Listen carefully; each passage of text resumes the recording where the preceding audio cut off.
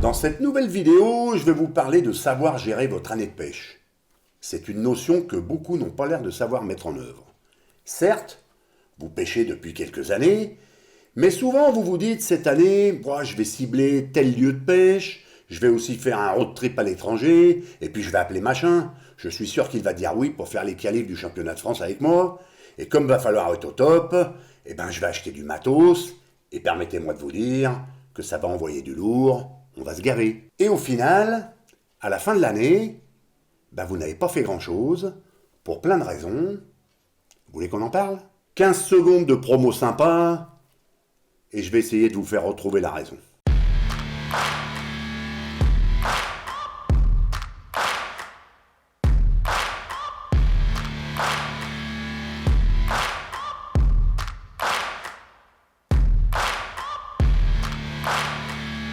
Bonjour, c'est Hubert, j'espère que vous allez bien.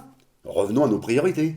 Je sais que cette vidéo va vous faire réfléchir, que certains vont se reconnaître et se dire « Putain, il a raison, hein. L'année dernière, j'avais prévu d'aller de partout et du coup, je suis allé nulle part. » Mais il n'y a pas que ça.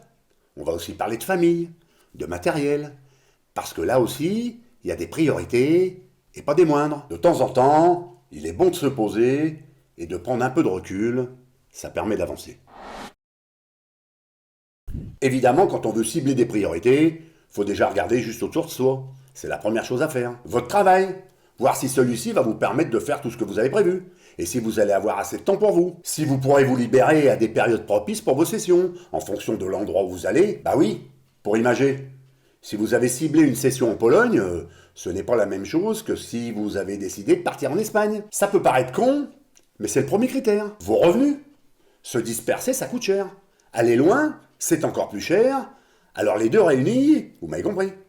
Une session à l'étranger par exemple, cela se prépare, se planifie, se budgétise. Pour avoir fait de longues sessions hors de France, je peux vous dire que sans que le prix soit exorbitant, rien n'est gratuit. Et tout mis bout à bout, ça fait vite un gros billet. Et si rien n'a été budgété, cela peut être catastrophique pour votre porte-monnaie. Votre famille, faut aussi garder du temps pour elle. Et c'est le plus important.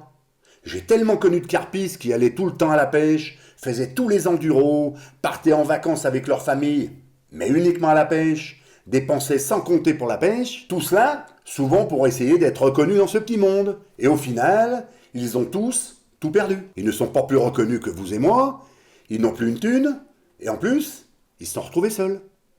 Ah, quel beau parcours, hein! Si vous voulez que ça dure, il y a un temps pour la famille et le reste pour la pêche. Je vais être très franc et direct avec vous, si vous faites le contraire, ne venez pas vous plaindre, si vous perdez tout, vous l'aurez bien cherché. Et je ne suis pas là pour vous faire la morale, loin de moi cette idée, mais comme je vous l'ai déjà dit, j'en ai connu des tonnes de carpistes comme cela. Pour moi, tout va bien merci, je suis en fin de parcours comme on dit, j'ai eu un travail comme tout le monde, je ne suis pas plus riche que les autres, j'ai toujours ma famille, et cela ne m'a pas empêché de pêcher les plus grands lacs, de faire de longues sessions, de parcourir l'Europe pour la pêche, de faire de l'associatif, de la compétition, etc. Même si je suis très loin d'être un exemple, à vous de voir. C'est là où le plus souvent, beaucoup de pêcheurs s'emballent. Calmez-vous, vous ne deviendrez pas un pêcheur de seconde zone pour la simple raison que vous n'avez pas fait de session dans tel lac à la mode ou si vous n'avez pas passé de frontière pour poser votre hot pot sur un lac lointain. Ce genre d'histoire est arrivé à tout le monde, y compris à moi à mes débuts, simplement qu'une passion débordante empêche de réfléchir dans l'instant. Et que lorsque l'on en parle, entre passionnés, tout le monde perd la raison. Les réseaux sociaux amplifient ce phénomène et plus vous voyez de beaux paysages, de belles carpes, dans des lieux où vous n'avez jamais mis les pieds, vous vous dites, il faut que j'y aille. Sauf que vu le nombre de photos que vous voyez chaque jour sur vos fils d'actualité, vos priorités changent à chaque fois et vos futures destinations aussi. Va falloir trier sévère, sinon je sais comment ça va finir. Et puis le lendemain, vous rencontrez un pote qui vous dit « Moi j'ai un plan cette année, je vais faire une session en Espagne. Et t'as qu'à venir avec moi !» Et comme il vous a bien vendu son projet, les beaux poissons, etc., donc vous vous dites, nickel, j'ai avec toi. Et en rentrant à la maison, après manger, vous êtes tellement à fond dans le game, vous regardez 2 ou 3 vidéos de pêche. Et là, il y en a une sur le Maroc qui vous fait rêver. Et du coup, vous appelez 2 de vos meilleurs amis et vous leur proposez d'aller en session là-bas. Parce que c'est là qu'il faut être cette année. Et comme ils sont chauds, c'est parti, c'est dans les tuyaux. Et là, ça va être une vraie belle année. Vous avez hâte, hein? Bon, maintenant que l'année s'est écoulée gentiment, et votre bilan, il en est où? Ben, le boulot, ça a été plus compliqué que prévu. Il a fallu s'occuper de la famille, c'est la base. Et ensuite, votre pote qui devait vous embarquer en Espagne, prendre des gros fiches, ben il est jamais parti, il est tombé malade. Donc vous non plus. Et puis le voyage au Maroc, ben une fois budgété, ça a été difficile de le mettre en œuvre, vu les finances de chacun, et oui, parce que même si ça reste tout à fait raisonnable, ça a un coût. Alors vous avez fait quelques week-ends près de chez vous, mais sans trop de conviction, hein, car votre enthousiasme du début de l'année, ça a tout gâché. Là, je peux vous en parler, car dans les années 90 à 2000, ça a été le boom des endurocarpes. Hein. Il ne se passait pas un week-end sans une compétition. Avec mes amis, à cette époque, nous avons traversé la France du nord au sud, d'est en ouest. Et nous avons fait des milliers de kilomètres tous les ans. Et encore, on ciblait nos compétitions. Mais nous connaissions des carpistes qui écumaient littéralement tous les enduros, quels qu'ils soient, petits ou grands. Faire de la compétition, cela coûte très cher. Si vous décidez de faire beaucoup d'enduros, dont quelques grands événements, les championnats de région, puis les championnats de France si vous êtes qualifié, eh bien croyez-moi, cela va piquer en faisant uniquement les comptes des frais d'inscription et des kilomètres. Et là, ce n'est que le hors-pêche. Vous n'avez encore pas mis les montages à l'eau. Et aujourd'hui, la donne a changé. Car si avant nous pouvions faire de la compétition avec notre matériel habituel, maintenant c'est mort comme on dit. Si vous n'avez pas du matériel spécifique, vous pourrez difficilement rivaliser avec les meilleurs. Alors c'est sûr, il y aura toujours une partie de votre matos qui sera utilisable. Comme pour le bivouac, le beach-air, le level, le bivy, l'intendance, etc. Mais ce sera certainement pas avec celui-là que vous pourrez espérer une victoire. Il va falloir investir dans du matos spécifique. Plusieurs ensembles canne moulinet qui envoient du lourd, et impossible de trouver ça sans faire fumer la carte bleue. Et s'il vous en faut pour pêcher, il ne faut pas oublier que vous allez marquer et spoder. Trempez vite la CB dans l'eau pour la faire refroidir, parce que c'est pas fini. Hein. Et ce n'est pas seulement avec ça que vous allez arriver à vous placer vis-à-vis des machines de guerre qui font de la compétition aujourd'hui. Hormis l'entraînement qui lui ne vous coûtera rien, et encore c'est pas sûr, il y a tout le reste. Tous les accessoires ergonomiques pour être rapide et efficace en pêche de compétition, qui certaines fois est assimilable à une pêche de rendement, les bas de ligne par centaines, de toute taille, tout diamètre, etc. vont générer une facture sur le tackle qui va être des plus conséquentes. Alors bien sûr, si vous avez envie, vous pouvez toujours faire les championnats de France avec votre matos, pas de problème. Mais dites-vous bien qu'aujourd'hui, ce n'est plus du tout la même chose qu'à mon époque.